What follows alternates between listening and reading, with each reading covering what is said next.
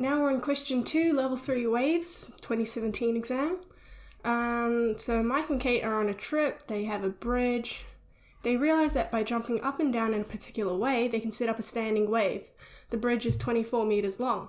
The first question asks, describe one difference between a standing wave and a travelling wave. Well, look, there's a range of answers, but I think the most obvious and simplest one is that a travelling wave, the definition of a travelling wave is that it propagates energy 90 degrees perpendicular to the direction of its motion. And a standing wave doesn't transfer any energy at all. So the easiest answer would be standing wave does not transfer energy, whereas a travelling wave does. Alright, now we're on question B, and it says show that the frequency of the third harmonic mode is f equals 3v over 2l, where l is the length of the bridge. So the bridge is clearly a string, because it's closed at both ends, nodes at both ends. So I've drawn a little diagram, it's pretty rough, but this is the third harmonic in string. So it's half wavelength there, and half there. So in total it's 3 halves lambda, or you could go for 1.5 if you wanted to.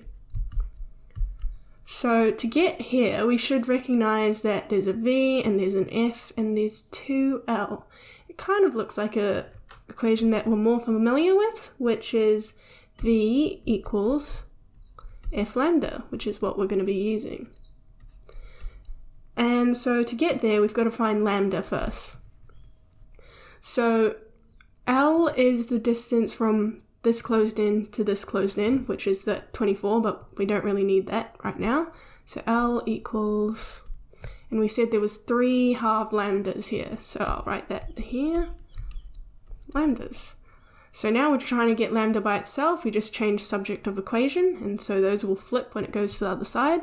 So it'll be 2L over 3 equals lambda. Alright, now we have lambda. Now here they've rearranged to get f by itself, so we can do the same here. I'll just drag it over. So f will equal, if we rearrange it, that goes to the other side, v over lambda. And we know what lambda is now, so we can go f equals v, which we don't know, but 2L over 3. Now we can just do some basic rearranging. The 3 goes to the top. That's how you get rid of a double fraction.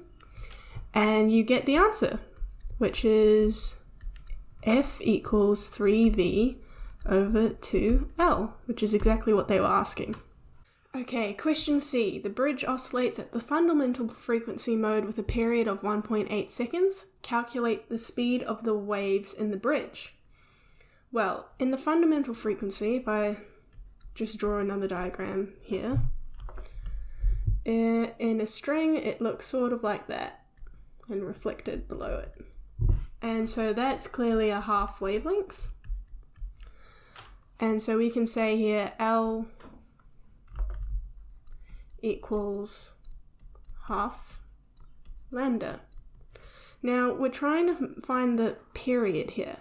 But what we know is period is 1 over f, because they're inverse of each other.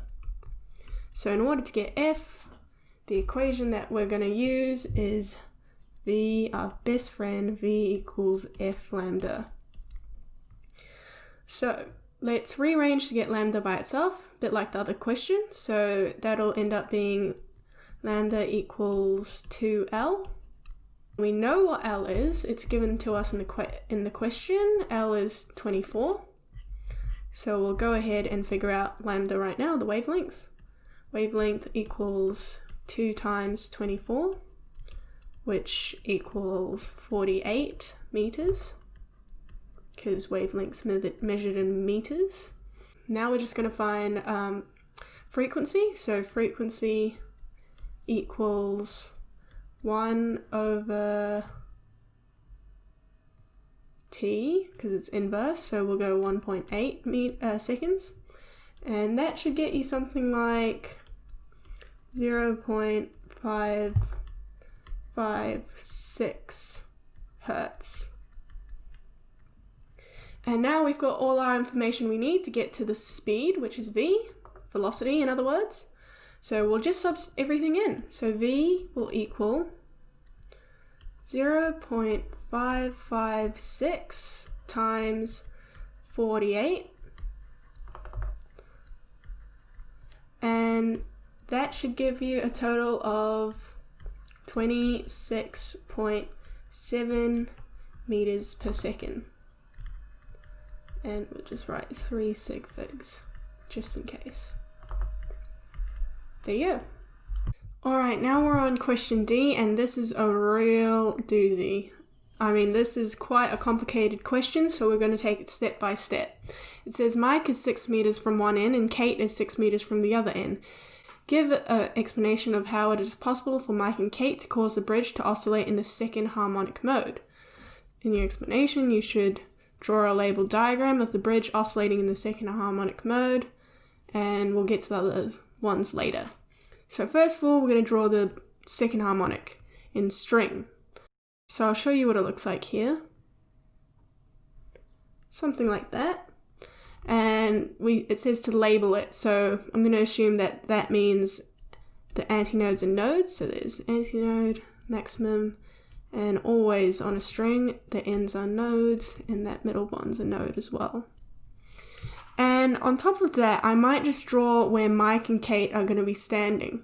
So they said that they're 6 meters in from each end, and this is a 24 meter bridge, so that's about a quarter ways in. So here I'll say is Mike, and here I'll say is Kate.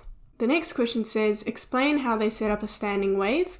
Well, in order to answer that question, we've just got to have an introductory sort of statement, and that is, by jumping on the bridge, they are causing transverse waves to travel up and down the bridge.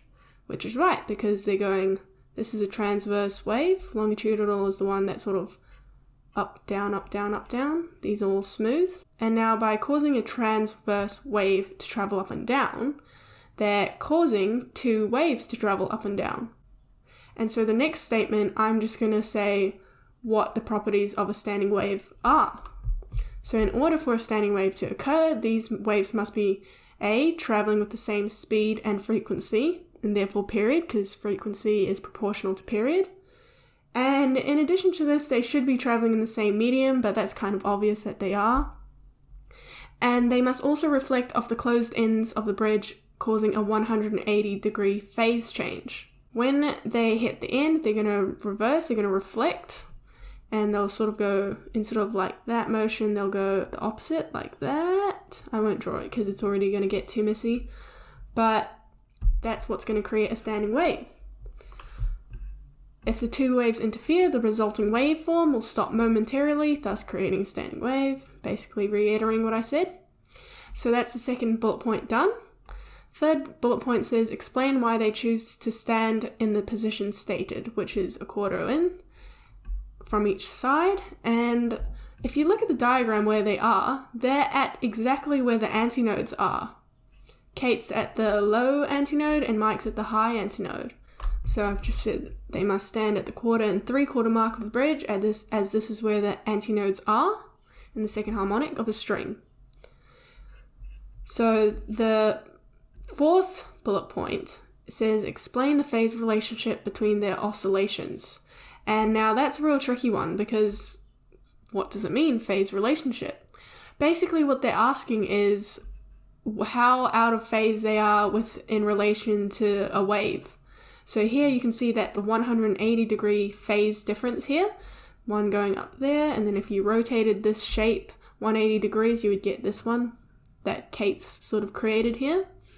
So I've written that they must jump at exactly 180 degrees out of phase with each other so that the 2 antinodes remain out of phase with each other. Because otherwise, if they were just jumping willy-nilly, they wouldn't get 2 clear antinodes here.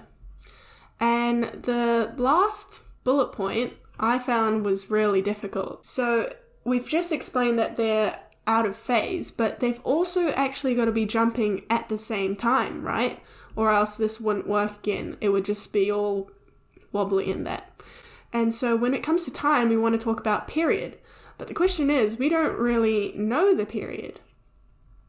it's not given to us in this question. However, in the previous question, they tell you that the bridge oscillates at the fundamental frequency mode with a period of 1.8 seconds. Now this is at the fundamental frequency, and down here, we're now at the second harmonic. So what we can do is, if we know that the period of fundamental frequency is 1.8 seconds, we can just halve that because it's the second harmonic, and we'll know that its period is 0.9 seconds. And with its period, of course, just like in this question, you can figure out the frequency. It's just the inverse of it.